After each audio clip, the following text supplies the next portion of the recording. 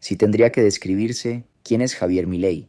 Javier Milei es un outsider, liberal libertario, y que frente a una situación en la cual veía cómo se estaba hundiendo el país, decidí ingresar en la política para intentar, desde el impulso de las ideas de la libertad, torcer esa decadencia.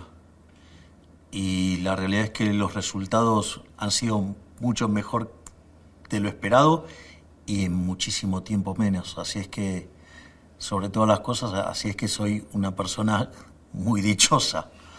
Eh, y básicamente creo que el motivo por el cual la gente ha abrazado y hoy ha acompañado esta causa es porque básicamente soy una persona íntegra. Usted está en proceso de realizar importantes reformas liberales para reducir el gasto público. ¿Cuáles son? A ver, yo lo voy a poner en contexto para que se comprenda por qué no había otra alternativa. Cuando usted mira la historia argentina, desde el año 1901 en adelante, Argentina tuvo 22 crisis. De esas 22 crisis, 20 tuvieron origen fiscal. Por lo tanto, el déficit fiscal ha llevado a crisis enormes y el nivel de tolerancia hacia ese déficit es cada vez menor. Bueno, nosotros cuando llegamos al poder teníamos un déficit fiscal consolidado entre el Tesoro y el Banco Central de 15 puntos del PBI. Básicamente nosotros hicimos una reducción del gasto público en términos reales del 30%. Básicamente lo que hicimos fue hacer cero la obra pública, recortar las transferencias discrecionales que las llevamos a cero. También hicimos un fuerte recorte en lo que tiene que ver en el personal y además cada ministerio hizo ajustes equivalentes a 10% de su estructura y del gasto total del ministerio. Y al mismo tiempo, para que esto no derivara en un nivel de tensión social muy importante, compensamos dando aumentos básicamente a lo que es la asignación universal por hijo, la tarjeta alimentar, dimos contención a los chicos de clase media para que pudieran continuar en sus colegios, hemos dado también una fuerte asistencia en lo que tiene que ver con útiles escolares, también modificamos la fórmula jubilatoria porque si no el ajuste hubiera sido todavía mucho más fuerte sobre los jubilados. Entonces, básicamente eso lo que nos permitió fue terminar con el déficit fiscal. Si le escucho pareciera que su política es económicamente racional, pero por ejemplo en Francia, en algunos sectores se lo llama populista a su gobierno. ¿Qué opinión le merece? Me parece que a veces confunden la palabra populista con ser popular. Populista es alguien que le miente abiertamente a la gente y aplica una política que suena bien en el oído de la gente, pero que a la larga termina siendo los más pobres. Ser popular es otra cosa. Y si hay algo que a mí me caracteriza es que soy una persona que dice lo que piensa y que hace lo que dice. De hecho, esto es tan así que yo hice la campaña electoral con una motosierra, con lo cual a nadie le va a sorprender lo que hice en materia de política fiscal. Y también si hay algo que fue muy claro fue mi política internacional. Usted puede ver los actos y usted va a encontrar y se va a sorprender que hay banderas de Israel. Por lo tanto, digamos, mi alineamiento de política está muy claro en lo que tiene que ver con la política económica y con la política internacional. Entonces, la verdad es que me parece que el populismo es otra cosa y es una forma de desprestigiar que crearon los woke para tratar de defenderse de lo que estamos haciendo. También se le califica en Europa de revolucionario de derecha, y hasta he leído que se lo compara con un Che Guevara de derecha. ¿Cómo reacciona usted? Yo creo que lo que hacen las etiquetas es evitar que la gente piense. Yo lo que soy un liberal libertario. Si usted quiere hacerlo de una manera más meticulosa, más accurate, digamos, la palabra correcta sería un paleo libertario. Pero después también, digamos, no son todos iguales. Entonces yo tomaría qué es lo que estoy haciendo. Y la realidad es que lo que estamos haciendo es volver a abrazar la idea de la libertad. Y esto no tiene mayor misterio, porque básicamente aquellos países que son más libres son 12 veces más ricos que los reprimidos, tienen 25 veces menos de pobre en el formato estándar, tienen 50 veces menos en el formato extremo, tienen que la expectativa de vida es un 20% o un 25% más alta. Es eso, es abrazar las ideas de la libertad. Lo que sucede es que en este mundo que se ha contaminado, digamos, con lo que se podría llamar como neomarxismo, marxismo cultural o posmarxismo, evidentemente querer abrazar las ideas de la libertad parece algo revolucionario, pero en realidad estoy yendo sobre las bases. Si uno estaría en Estados Unidos, hablaría de los padres fundadores. Si uno lo mira en el caso argentino, estaríamos yendo a los valores de la generación del 37. Entonces, yo lo que quiero hacer es eso. Yo quiero que Argentina vuelva a ser grande nuevamente, que Argentina sea una potencia. Y las cosas que yo digo están en los libros de texto. O sea, yo no inventé nada. Es decir, quizás, digamos, mi ventaja relativa es ser un gran divulgador y tomar esas ideas y tratar de plasmarla en un formato accesible para la gente.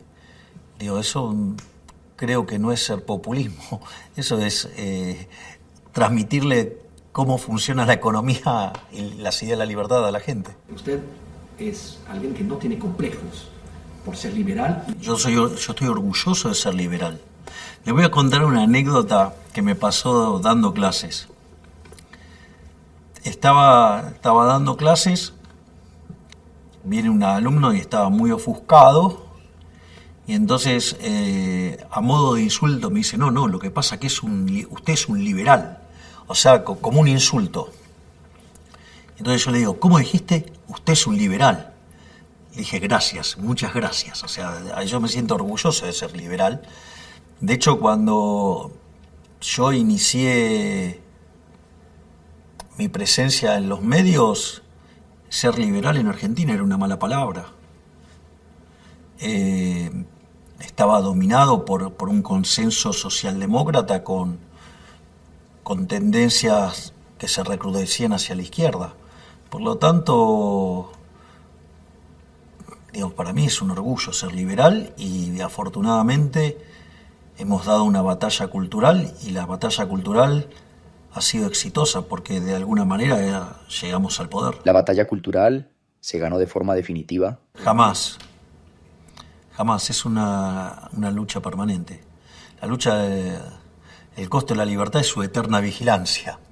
Bueno, o sea, la lucha de la libertad es permanente. Porque en el fondo es una discusión de valores morales. Y la base sobre la que se sostiene la izquierda es sobre la envidia, el odio, el resentimiento, lo cual después deriva en el trato desigual frente a la ley. Y es más, hasta no tienen problema de llegar al asesinato. No nos olvidemos que la izquierda mató a 150 millones de seres humanos.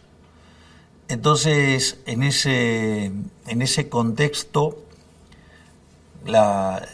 esa pelea es permanente porque donde haya éxito y donde haya prosperidad, la izquierda va a tratar de atacar. Y el modo que lo hace la izquierda es una forma muy inteligente de hacerlo.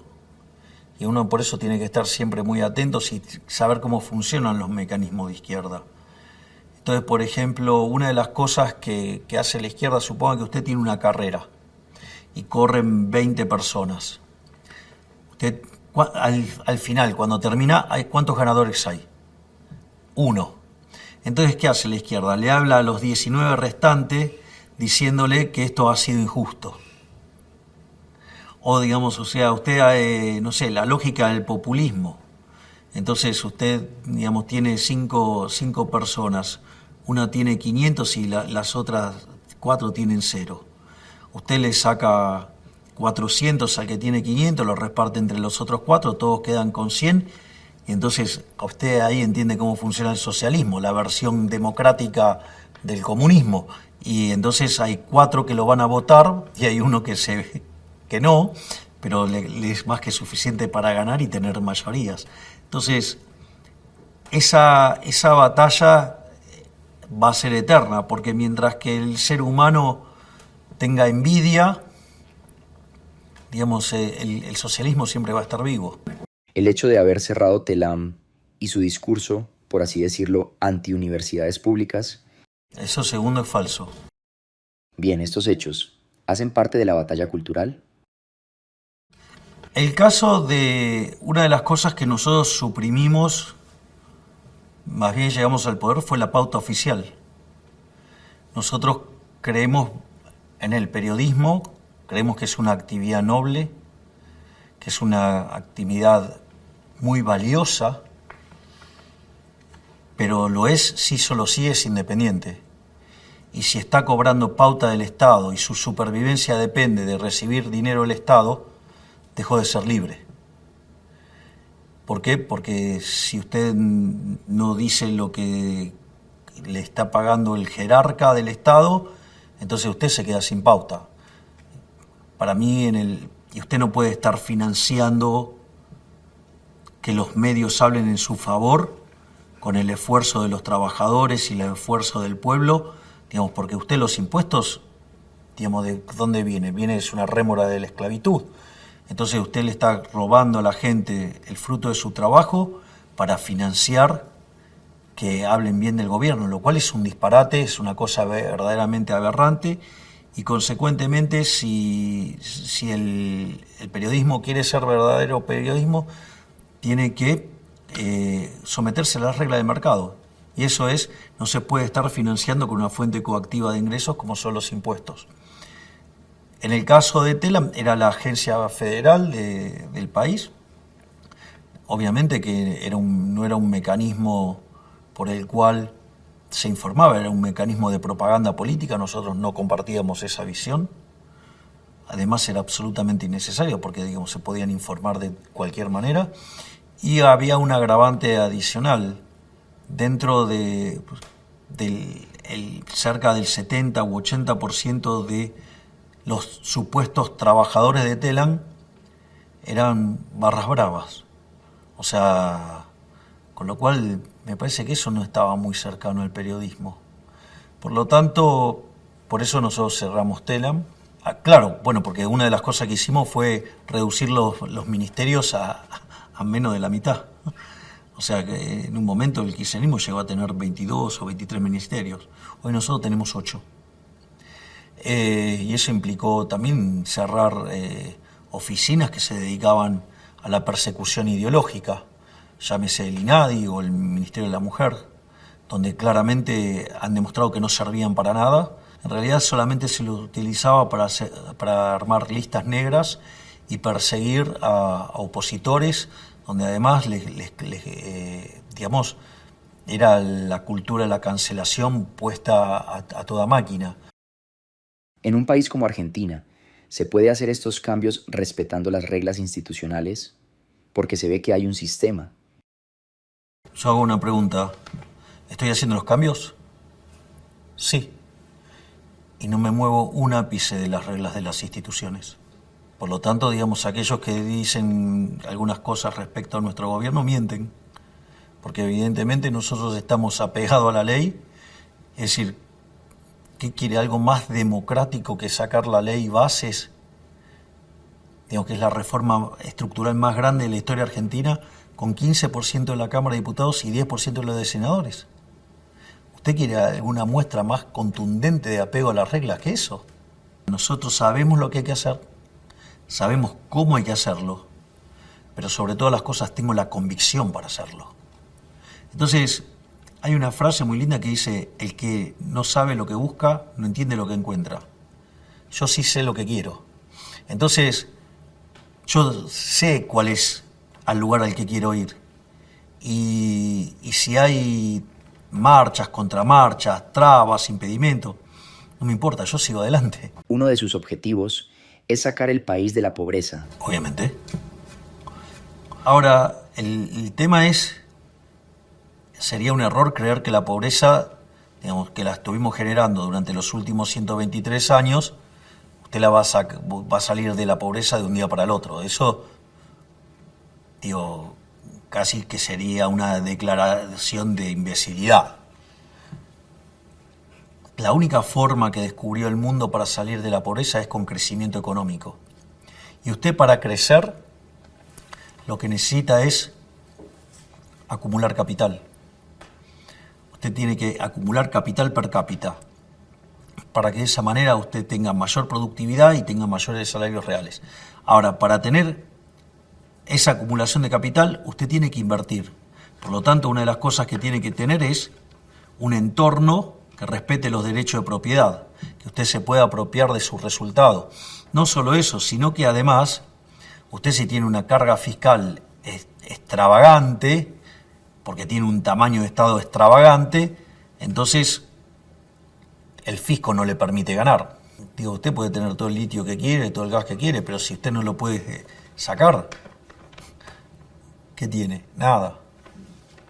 Entonces, por eso es tan importante el tema del respeto de los derechos de propiedad a las instituciones, y por eso es tan importante el rol que tiene el RIGI en este proceso.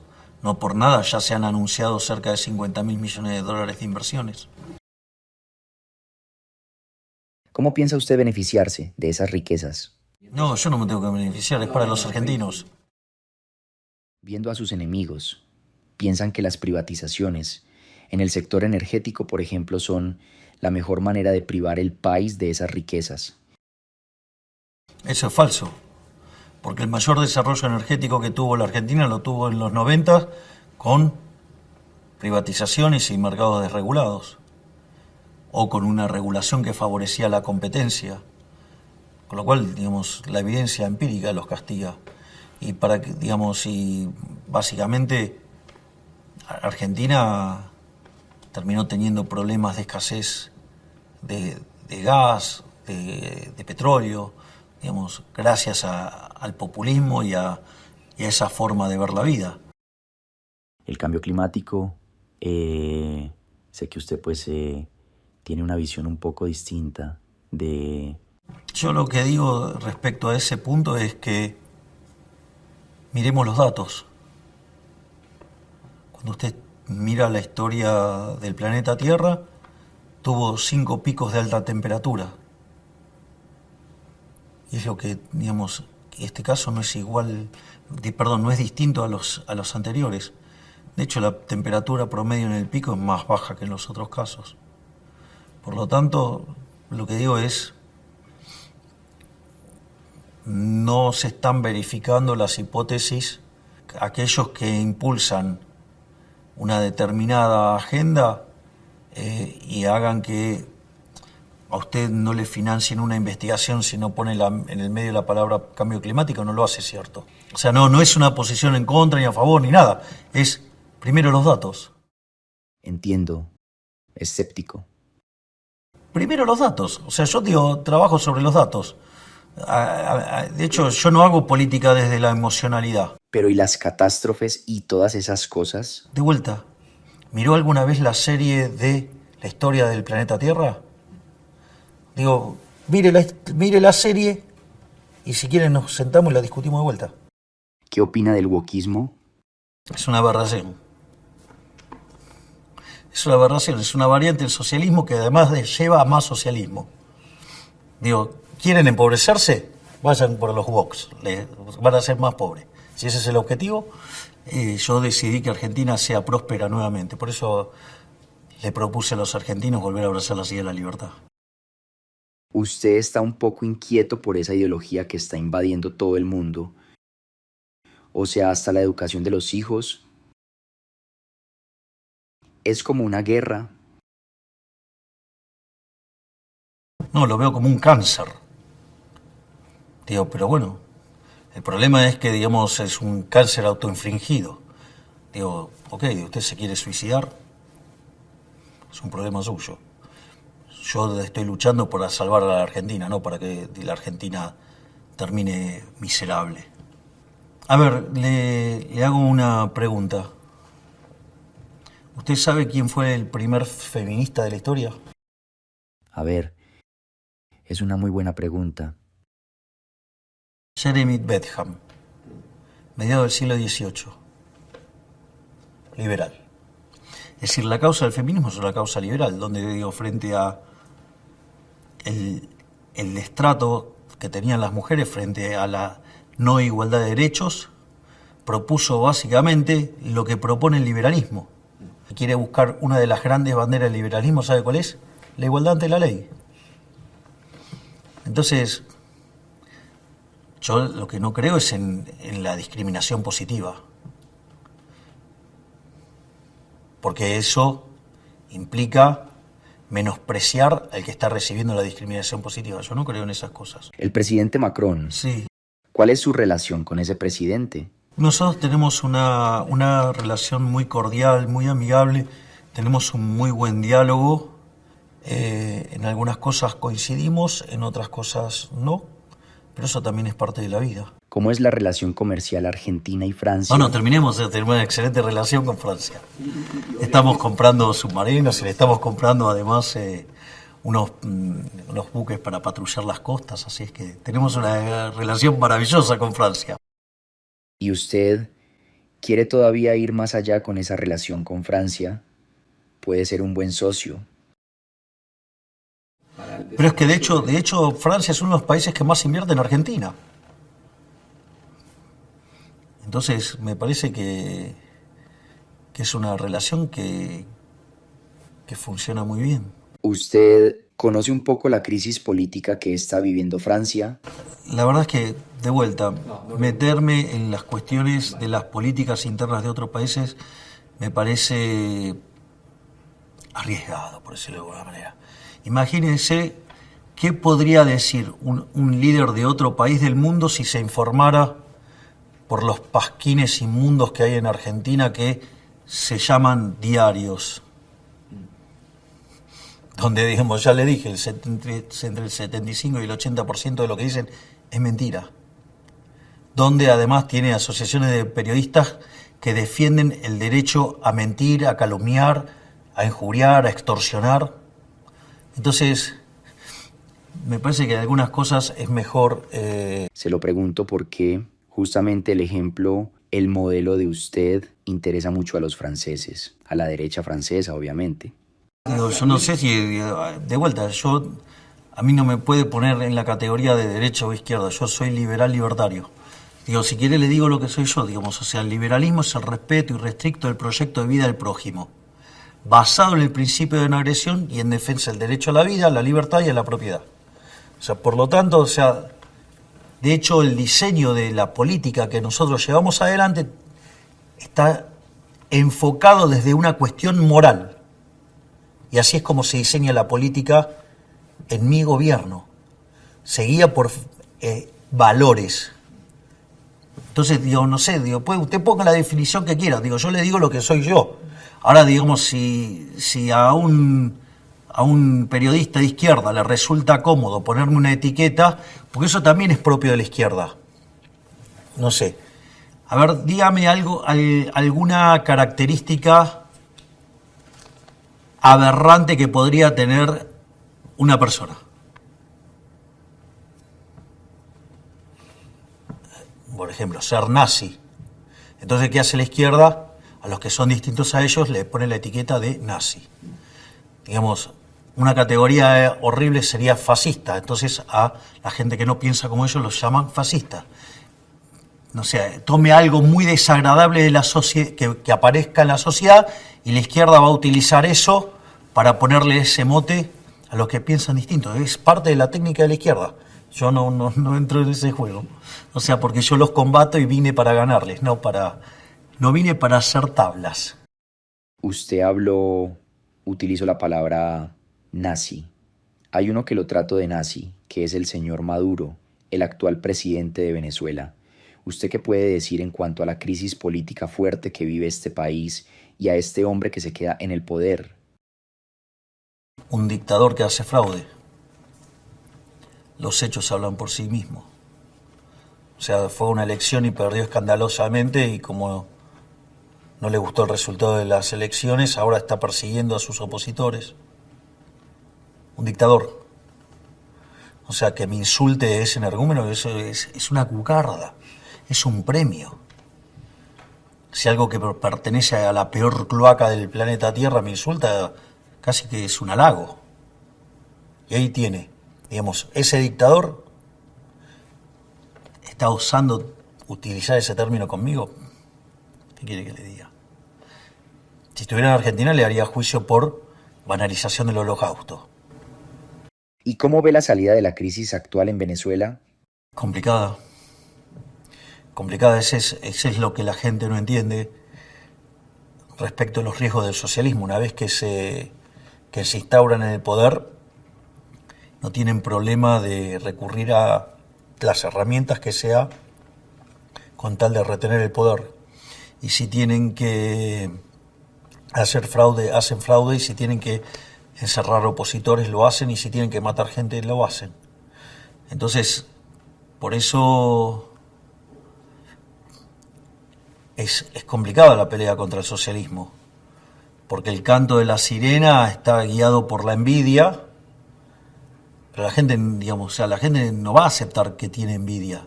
Después sería aceptar que es una basura de persona. Entonces, pero la izquierda trabaja sobre eso.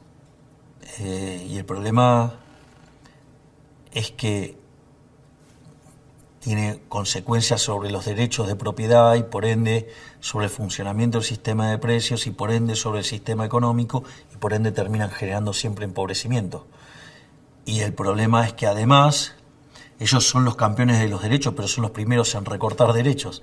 Porque, por ejemplo, de hecho los países que son más libres tienen mayor cantidad de derechos políticos. Entonces es como que una suerte de paradoja. Paradoja, digamos, en la mentira de los socialistas, solamente sostenido por sus mentiras. Usted habló de Israel como la salida de este... Es un conflicto extremadamente complejo, pero desde mi punto de vista Israel está tomando las medidas correctas. Usted no puede negociar con los terroristas. Usted le da 1 milímetro al terrorista y el terrorista vuelve a atacar. No es que... Entonces, usted no está negociando con alguien que lo hace bajo los mismos términos que una persona convencional, con valores convencionales. Entonces, si usted no entiende eso, digamos, con terroristas usted no puede negociar. Usted define de qué lado quiere estar. Yo decidí estar del lado de las democracias liberales, no del lado de los autócratas. Esa es una definición. Por eso estoy del lado de Israel, no del lado de los autócratas. Si tendría que elegir en la historia mundial a un héroe, a un hombre político, a alguien que le guste, que le parece como un modelo, ¿quién sería? Moisés es el primer gran libertador. Si no, lea el libro de Éxodo.